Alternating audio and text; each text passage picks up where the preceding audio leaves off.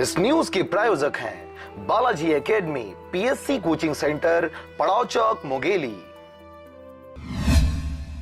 केंद्र सरकार के द्वारा चलाई जा रही सखी सेंटर में महिलाओं के खिलाफ हो रहे अत्याचारों की सुनवाई की जाती है। इसी कड़ी में मुंगेली जिला के जिला अस्पताल में स्थित सखी सेंटर में कुछ दिन पहले दहेज प्रताड़ना का मामला दर्ज किया गया था, जिस पर विभाग द्वारा जांच की गई। मामला लोरमी क्षेत्र के गोड़खामी ग्राम का है। यह मामला दहेज प्रताड़ना का था। इसमें सखी सेंटर के टीम के द्वारा तुरंत कार्रवाई करते हुए दहेज के सामान को वापस करवाया गया। लेकिन हीरामणि पाटले जो कि लोरमी की रहने वाली है, गोड़खामी तहसील लोरमी की, जिला मुंगेली की रहने वाली है। लगभग 4 साल पहले उनकी शादी हुई थी और शादी होने के बाद करीबन साल भर से वह अपने मैके में रह रही थी। और राजेंद्र बंजारा